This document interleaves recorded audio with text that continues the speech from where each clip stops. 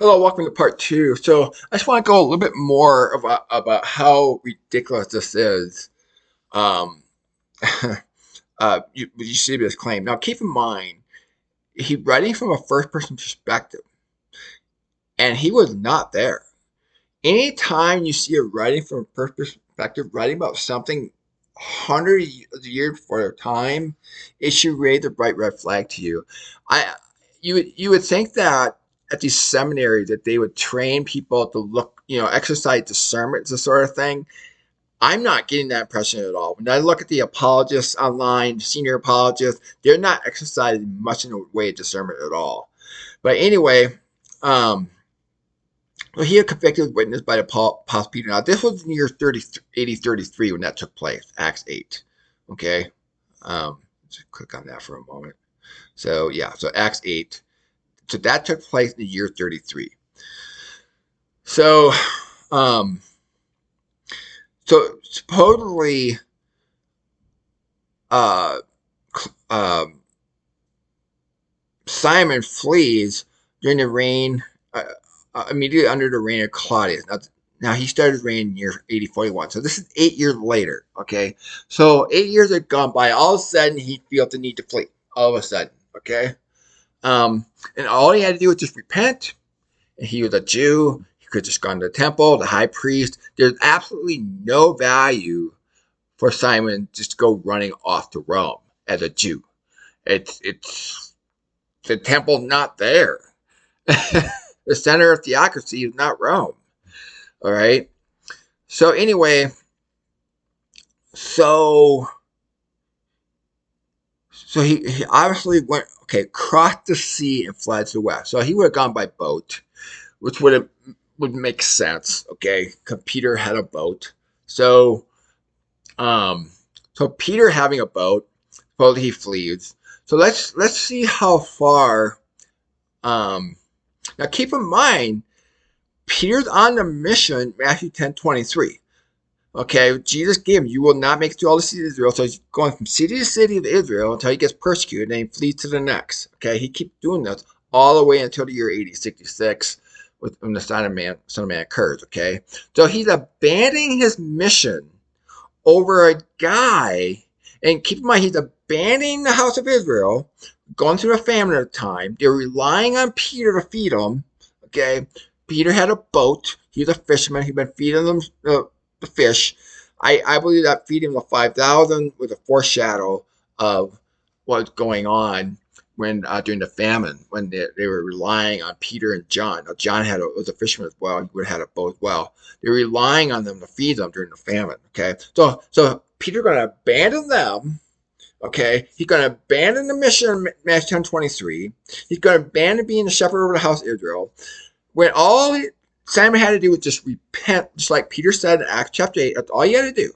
But for some reason, 8 years later, must have just decided not to go to the temple as a Jew, go to the high priest for forgiveness. Okay, if he rejected Christ. Okay, so he followed him by boat. Okay, so let's take a look here. How long that would have taken. How far does a small sailboat travel per day? Okay, so 40 to 80 nautical miles, which is about 115 miles. Okay, so how far? Okay, so that's 115 miles per day divided by 1,049.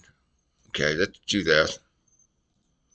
See, it's 115, right? So we'll just, I was originally calculating as if following by horse. So it would have taken them almost 10 days of filing. Okay, 9 days of filing. Okay, so just think about that. Peter's going to go 1,049 miles. Or actually, it's less than that. I take that back. Um, take that back. Let's see here. Let's just do this. Um,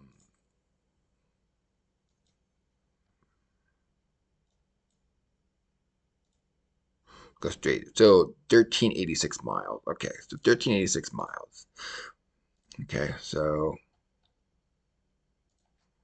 oh, it's even further. Okay, that doesn't make any sense.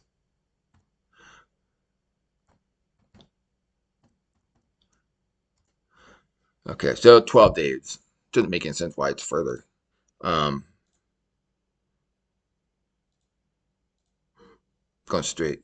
Yeah. Anyway. Okay, so this gives you an idea how ridiculous this is and how gullible Christian believers are. So just thinking this through. Again, 12 days of following him by boat, and then he gets there, and then what? Just repeat the same message he made 8 years ago? Yeah, you got to repent, Simon. Come on. It's between you and God. You got to repent. Same message as 8 years ago. 3 words. You have to repent. 4 words, sorry. I came 1,386 miles, followed you for 12 days to repeat the same message 8 years later. 4 words. You need to repent. Do you not see how ridiculous that is? It goes to show the power of presuppositions. When you believe something in your head to be true that's actually false, and how far you off from logic you become. You can be the most logical thinker in the world, but if you believe something to be true that's actually false, it's going to disconnect you from logic. So anyway, it just blows me away how Catholics and Orthodox that buys into Eusebius and some Protestants too, how gullible you have to be to believe this nonsense. Unbelievable. Oh, wow.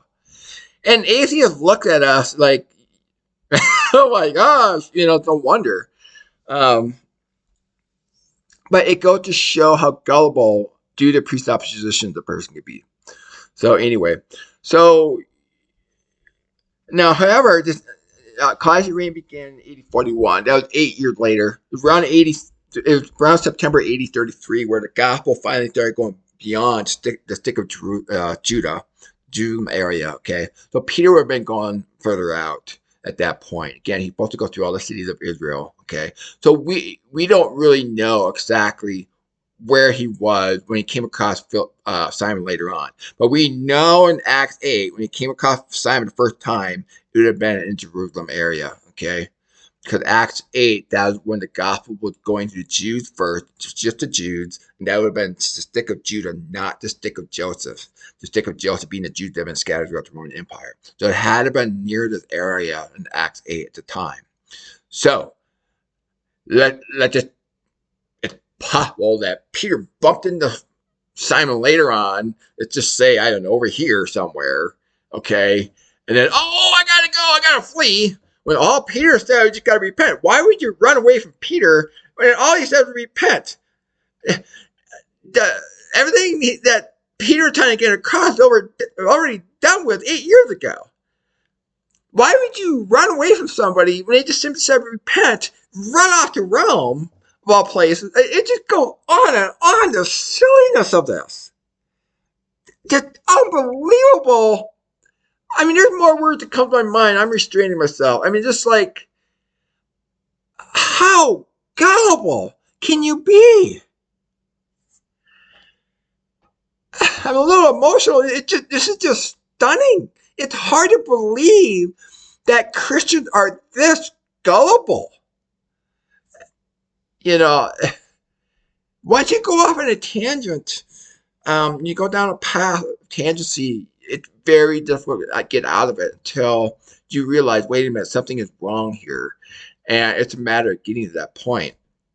And one way to get there is through hermeneutics, trying to obtain author's intent. Then, purge out all presuppositions, start over, hit the reset button, study hermeneutics, and then look into scripture and piece together a timeline. I guarantee you will begin to see how gullible you were before. Oh my God, I can't believe I believe this stuff. Had no idea what I was doing. So anyway, so those are just some of my thoughts. Just how ridiculous this is to believe in Eusebius, the writing of Eusebius. Again, I think he was just trying to use Peter as a marketing piece to solidify Rome by claiming he was there, fabricating the cemetery, and um, it drew people over. I mean, the cemetery, he was here. Oh, um, wow, and it would just change the standard of theocracy to Rome by doing that. And that's what he was trying to do, reverse the decline of Rome. And I believe he succeeded. He was very good at fabricating this stuff, make it believable. When I analyze his book, Ecclesiastical History, his books, plural, I should say, Ecclesiastical History, it's just enough information each chapter to steer a person in a direction and then let go. It doesn't get in detail. It's just enough to steer you in a direction that he wants you to go, and then your imagination goes from there. That's repeatedly what he do in chapter after chapter. Not all the chapter, but it's a lot of chapter after chapter. That's what he's doing. And then in other chapters, he will have enough credible information to maintain that integrity, make it look like it's credible information, the false chapters. So that way he can keep flowing, going, keep the flow going, get you go along with his slight turns repeatedly that he does all throughout his books. And so, anyway, all right, I'll just end it at that.